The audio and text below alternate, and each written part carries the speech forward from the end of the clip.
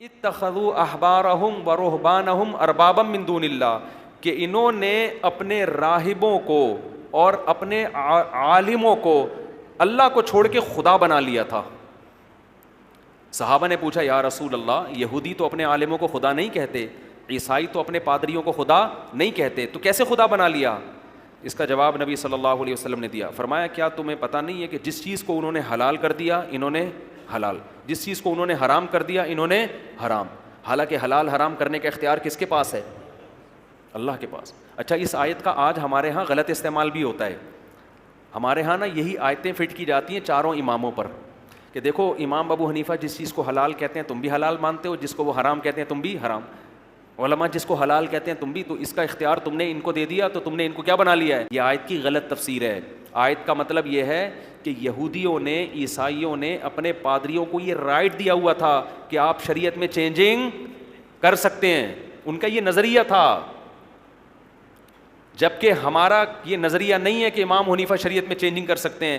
حلال کو حلال بتانا الگ چیز ہے، حرام کو حرام بتانا یہ تو علماء کا کام ہے، وہی بتائیں گے، اور علماء عام آدمی سے زیادہ اچھا بتا سکتے ہیں۔ یہ جو لوگ کہتے ہیں نا کہ انہوں نے علماء کو خدا بنا لیا ہے، مجتہدین جس کو حلال کہتے ہیں یہ حلال مان لیتے ہیں، بھائی وہ حلال بتاتے ہیں، کرتے نہیں ہیں۔ اگر امام ابو حنیفہ اللہ کے حرام کو حلال کر دیتے تو وہ امام ابو حنیفہ نہیں ہوتے، معاذ اللہ نقل کفر، وہ کافر ہوتے، اسلام سے خارج ہوتے ہماری رائے میں۔ ایک طرف آپ ان کو امام ابو حنیفہ بھی کہہ رہے ہو اور ان پہ یہودیوں والی آیتیں بھی فٹ کر رہے ہو، تو یہ سینس لیس ہونے کی دلیل ہے۔ یہ اس کی علامت ہے کہ جس کو یہ والی آیت کا مطلب سمجھ میں نہ آئے وہ باقی آیتوں کا مطلب ہمیں کیا سمجھائے گا؟ تو اس لیے ہم مجتہدین کو اپنا باپ بناتے ہیں کہ قرآن و سنت ہم ان سے سمجھیں گے، آپ سے نہیں سمجھیں گے۔ اور ظاہر ہے قرآن کہتا ہے فاسألوا اہل الذکر، اہل علم سے سمجھو، سمجھتے ہو؟ تو یہ آیت کا غلط استعمال بھی، دو انتہائیں ہیں نا، گمراہی دو انتہاؤں کو کہتے ہیں۔ ایک تو یہ جو یہودیوں نے کی کہ انہوں نے اپنے ائمہ کو اپنا خدا بنا لیا، ان کو رائٹ دے دیا، تبھی تو پادریوں نے اتنی تحریفات کی ہیں دین کے اندر، اتنی تحریفات کی ہیں۔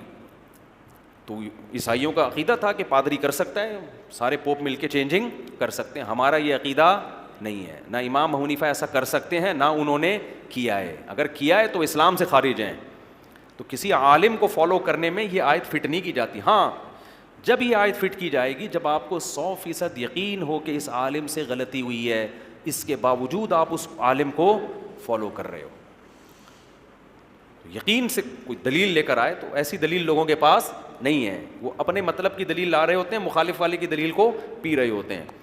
اور اگر کہیں ایسا ہوا ہے امت نے دیکھا کہ امام حنیفہ سے کسی مسئلے میں خطا ہوئی ہے تو پھر امت نے فالو ہی نہیں کیا اس مسئلے میں امام حنیفہ کو۔ خیر جلدی سے بات کو سمیٹ کے ختم کروں میں، تو اللہ نے جب عیسائیوں میں شرک آیا تو اللہ نے یہ سارا سلسلہ کہاں منتقل کر دیا؟ سید الانبیاء محمد صلی اللہ علیہ وسلم، اور پھر یہ خوشخبری بھی سنا دی، یہ خوشخبری سنا دی کہ چونکہ آپ آخری پیغمبر ہیں، ایسی توحید کی آپ نے دعوت دی کہ آپ نے فرمایا نبی صلی اللہ علیہ وسلم نے کہ شیطان اب اس بات سے مایوس ہو گیا ہے کہ جزیرہ عرب میں اس کی عبادت ہو۔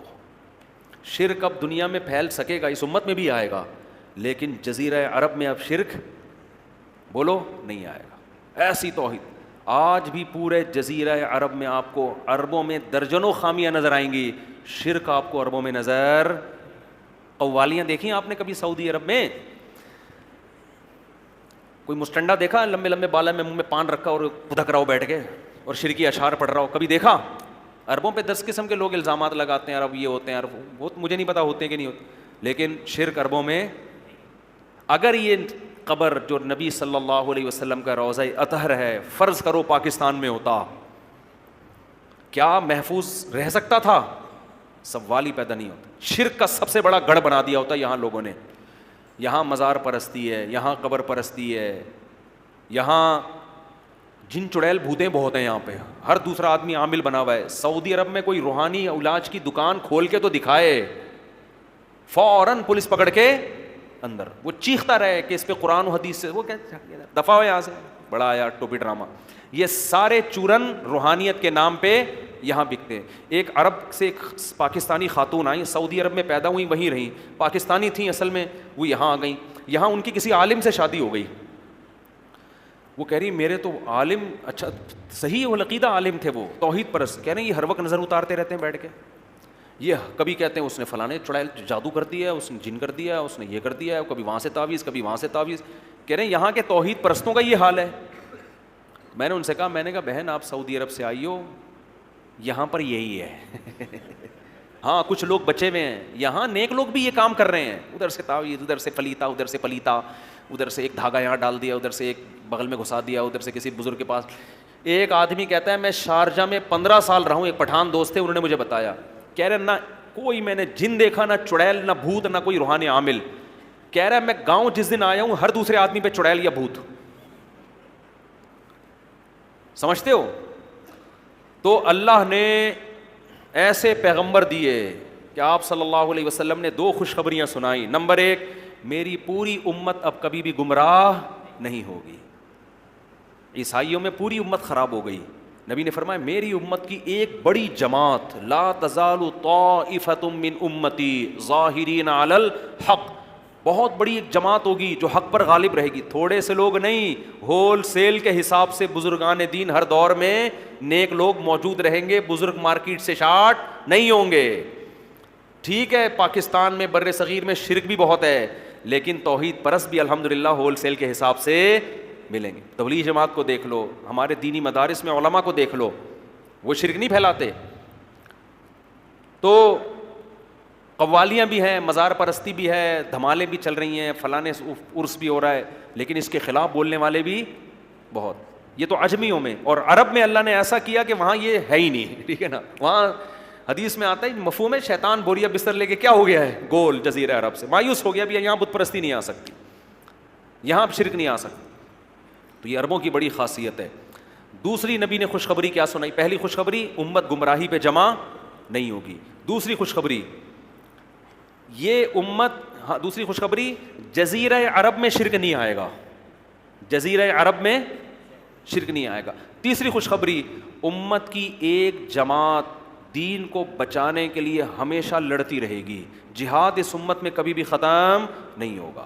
کیونکہ دیکھو نظریاتی جنگ بھی ہوتی ہے جس کو الغزو الفکری کہا جاتا ہے، کہتے ہیں نا 5th جنریشن وار ہے، میڈیا کی جنگ ہے، یہ جنگ بھی ہے، یہ بھی چل رہی ہے، اور ایک جنگ توپوں اور گنوں کی بھی ہوتی ہے۔ جب نظریاتی جنگ میں لوگ ہارتے ہیں تو چودراہٹ دکھاتے ہیں، وہ باپ بن کے آپ پر اپنی رائے زبردستی مسلط کرتے ہیں، ٹھیک ہے مسلمان مغلوب ہو جائیں گے لیکن ایسے نہیں ہوں گے کہ بالکل ہی مارکیٹ سے شارٹ۔ ایک وقت آئے گا کہ ایسی آہنی دیوار بن کے کھڑے ہو جائیں گے، اتنے لڑیں گے کہ اسلام کو ختم دنیا سے نہیں ہونے دیں گے، یہ قیامت تک باقی رہے گا۔